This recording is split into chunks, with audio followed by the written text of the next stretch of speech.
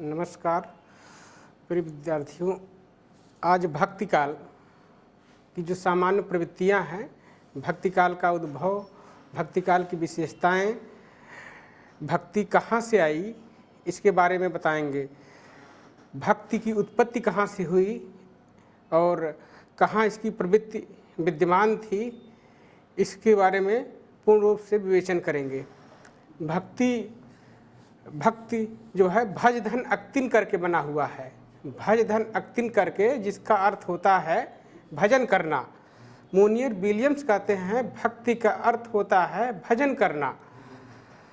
और भक्ति में जब आदिकाल की प्रवृत्ति में व्यक्ति मरणोपरांत हर कार्य करते हुए, अपनी जो है लड़ाई झगड़े करते हुए जब प्रवृत्त होकर के आगे बढ़ता है तो भक्ति करता है। यानी भक्ति में व्यक्ति जो है अपनी भाव चेतना जो है समाहित कर देता है, मानवता को समर्पित कर देता है। तो भक्ति काल जो है, भक्ति काल को स्वर्ण युग की संज्ञा किसने दिया? जॉर्ज ग्रियर्सन ने दिया। भक्ति काल अपने में एक महत्वपूर्ण अंग है, एक ऐसा अंग है जो सभी को परिभाषित करता है। इसका समय है 1375 से 1700 विक्रमी संवत। कभी कभी आचार्य रामचंद्र शुक्ल के अनुसार समय पूछ देता है। आपको प्रश्न पूछ सकता है कि भक्ति काल की विशेषताओं पर प्रकाश डालिए, या भक्ति काल की उपलब्धियों पर प्रकाश डालिए, या भक्ति काल की सामान्य प्रवृत्तियों पर उल्लेख कीजिए। तो इसमें भक्ति काल की जो उपलब्धियां हैं या विशेषताएं हैं या प्रवृत्तियां हैं, सबका उत्तर एक होगा, है ना। जिससे इसमें प्रथम है आपको नाम की महत्ता। नाम की महत्ता, नाम की महत्ता।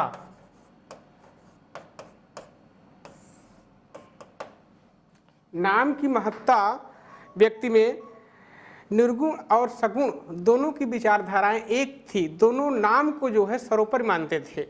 कबीर साहब ने, जैसे आप प्रसंगवश किसी के इसकी व्याख्या करेंगे तो आप नाम की महत्ता, गुरु की महिमा, अहंकार का त्याग, समन्वय की भावना, सामाजिक समन्वय, धार्मिक समन्वय और दार्शनिक समन्वय सभी का उल्लेख करते हुए सभी के बारे में आप वर्णन करेंगे।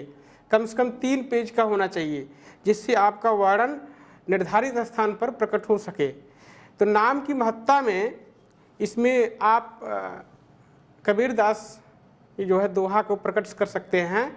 इसमें राम नाम के पड़तरे दैबे के कछुनाए, क्याले गुर संतोषी हौस रही मन माए।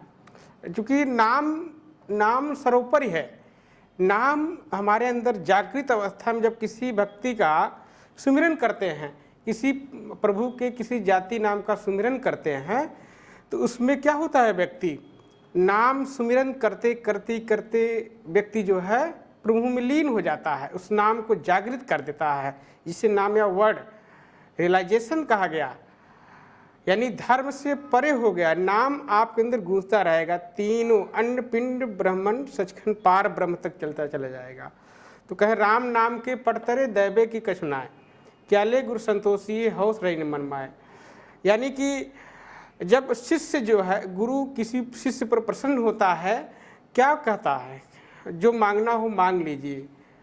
तो शिष्य नाम मांग लिया तो राम का नाम दे दिए। तो राम की नाम की महिमा पूरे सृष्टि में व्याप्त है। राम का नाम जो है इसलिए व्याप्त है, राम 3 नाम नहीं है। एक राम दशरथ का बेटा, एक राम घट में बैठा, एक राम का सकल पसारा, एक राम जो सबहु से न्यारा।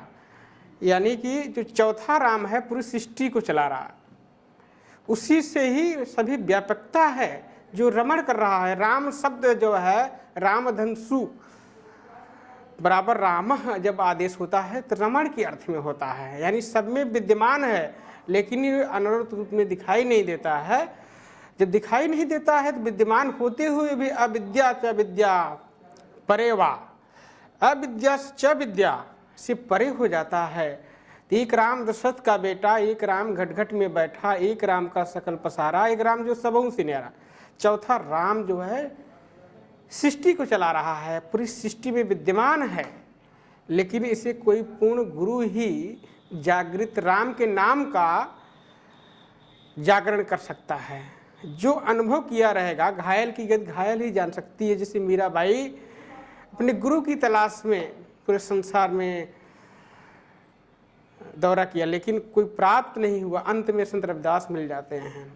उन्होंने ही गुरु का क्या स्वरूप होता है, गुरु का क्या महत्व होता है, उन्होंने बताया, अनुभव कराया। तो राम नाम के पटतरे दैवे के कछुना। शिष्य कहता है, प्रभु आपने हमें राम का नाम दे दिया है, इसके अलावा संसार में है क्या? सबसे ऊंची दौलत आपने दे दिया, जिसके कोई मोल नहीं है, जिसको कोई जान नहीं सकता। ये अनुभव के परे है, ये तो विद्यमान है। जब अंतर में प्रभु का मीरा मन मानी सूरज सैल आसमानी, यानी मीरा के जो मन है और नाम के जरिए अंतर में प्रकट होकर भाव को प्रकट कर देता है, असलियत को जान जाता है। तो राम नाम के पड़तरे दैवे को कछुनाए, क्या ले गुरु संतोषी हौस रही मनमा। यानी कि अब कुछ हौस रही नहीं गई है, आपने जो नाम दे दिया है वो सर्वोपरि नाम है, पूरे संसार में सबसे उच्च नाम है। मैं इसी का सुमिरन करके और प्रभु के जाति नाम का अनुभव करके मैं आगे बढ़ूंगी। तो आगे चलते हैं। भक्ति भावना का प्राधान्य है ना। भक्ति द्राविण उपजे लाए रामानंद, प्रकट करी कबीर ने सातों दीप नवखंड। यानी कि भक्ति द्रविण से आया, भक्ति द्राविण उपजे लाए रामानंद, प्रकट करी कबीर ने सातों दीप नवखंड। यानी सातों दीप नवखंड, नौवां दरवाजा क्या है? हरि का दरवाजा। यानी भक्ति का जब अंतिम स्टेज में, अंतिम अवस्था में जाते हैं तो हरि का दरवाजा जो दक्षिण से आई हुई है, दक्षिण से आने के बाद व्यक्ति जो है अनुभव की चेतना का, ये सत्येंद्र व्रत कहते हैं। सत्येंद्र व्रत का कथन है कि भक्ति वहीं से आई, वहाँ की जो शुरुआत परंपरा रही है आरकालीन, वहीं से परंपरा मानी जाती है। तो आगे चलते हैं। इसमें अहंकार का त्याग, अहंकार का त्याग। अहंकार में क्या होता? अहंकार अर्थात जब घमंड व्यक्ति को हो जाता है, ईगो, जिससे इंग्लिश में कहते हैं अहंकार। भक्ति का दूसरा रूप है अहंकार, क्योंकि जब इसको त्याग करेंगे तभी ईश्वरोन्मुख आपका कार्य बढ़ेगा, ईश्वर की तरफ आपकी जिज्ञासा बढ़ेगी, तभी परमात्मा को हम दर्शन कर पाएंगे और असलियत को जान पाएंगे। जैसे इसमें है, जब मैं था तब हरि नहीं, अब हरि हैं तो मैं नाय, प्रेम का लिए साकरी तामे न दो समाए। जो प्रेम का रास्ता है, रूहानियत का रास्ता है, असलियत का रास्ता है, जिसे जानने के पश्चात सब कुछ जाना हो जाता है। जब मैं था तब हरि, जब मेरे अंदर अहंकार रहेगा तब तक परमात्मा मेरे अंदर, जो परमात्मा का स्वरूप है, जो उसका दर्शन है, मेरे अंदर प्रकट नहीं हो सकता। जैसे ही समाप्त होता है, सब अंधियारा मिट गया, दीपक देखा नहीं। अंधियारा मिटते ही दीपक का जो हमारे अंदर दिव्य चक्षु है, असलियत का दर्शन हो जाता है, और दर्शन होते ही सब प्रकट हो जाता है, आप क्या हैं इस शरीर से ऊपर उठ करके। तो इसमें और आगे चलते हैं। इसमें समन्वय की भावना, समन्वय की भावना में देखिए, सामाजिक समन्वय, धार्मिक समन्वय, दार्शनिक समन्वय। सामाजिक समन्वय की ओर जब हम ध्यान देते हैं, कबीर का मत था कि असंगत स्थितियों पर प्रहार करना, स्वयं संगत की ओर जाना, उनके समाज का दर्शन था। स्वयं असंगत की, असंगत क्या है? यानी असंगत संगतः भवति, सम्यक रूपेण ज्ञातः। यानी संगत की स्थिति असंगत, जब व्यक्ति किसी कार्य में दूसरे कार्य में लिप्त होता है, उसको एकाएक प्रेरित करते हैं दूसरी तरफ, तब वो संगत हो जाता है। जैसे सहसा विधित न क्रियाम, किसी कार्य को एकाएक शुरू कर देने पर वो बंद हो जाता है, ये प्रवृत्ति होती है। और धार्मिक समन्वय में क्या होता है ना, ज्ञान ही भक्त कछु नहीं भेदा, उभय हरहि भव संभव खेदा। ज्ञान और भक्ति का बहुत बड़ा समन्वय है। ज्ञान और भक्ति में बहुत व्यापकता है। जहाँ भक्ति है वहीं ज्ञान होगा। अब ज्ञान कैसे होगा? ज्ञान का बहुत ऊपर है। जैसे पूर्ण गुरु, हम लोग सांसारिक ज्ञान लेते हैं। पूर्ण गुरु जो है असलियत का दर्शन कराता है। कबीर दास जी कहते हैं कि असलियत का दर्शन पूर्ण गुरु ही करा सकता है और हर बहुत संभव केदा, और आपके अंदर जो विकार है नष्ट हो जाते हैं और ईश्वरोन्मुख हम हो जाते हैं। फिर आगे चलते हैं दार्शनिक समन्वय। दार्शनिक समन्वय में क्या होता है? ईश्वर अंश जीव अविनाशी, चेतन अमल सहज सुख राशि। ईश्वर का जो अंश है ना, ईश्वर के हम लोग अंश हैं। इस संसार में जितने सृष्टि पर विद्यमान जीव हैं सब ईश्वर के अंश हैं। चेतन अमल सहज सुख राशि, जब इसको जान लेता है, चेतनता इसमें जब विद्यमान हो जाती है, अनुभव करने लगता है व्यक्ति, तब असलियत को जान जाता मैं ईश्वर का स्वरूप हूँ। नहीं तो संसार में लिप्त रहता है। जैसे बच्चा जन्म लेता है, कहता है प्रभु कहाँ मैं कहाँ आ गया हूँ। उसी तरह व्यक्ति मानव संसार में जो व्यक्ति है इतना लंपटताई, इतना घोर संवेदना में हो जाता है कि वो भूल जाता है मेरा असलियत क्या है।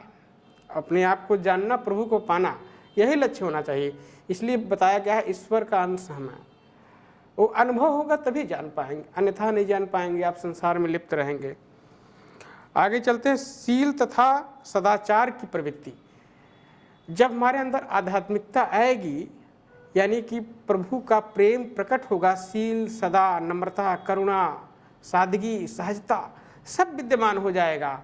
नम्र हो जाता है व्यक्ति और अनेक कार्यों को करने लगता है और इसमें इंद्रिय संयम हो जाता है। व्यक्ति चेतनता को की पराकाष्ठा को पार करके अब विरल धारा की ओर चल देता है और वह हर समय उसमें मस्त रहता है, अनुभव की अनुभूत करने लगता है और आगे बढ़ने लगता है।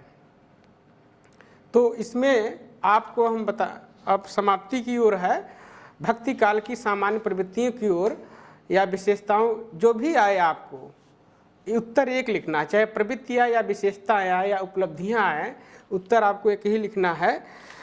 अहंकार का त्याग और सामाजिक समन्वय।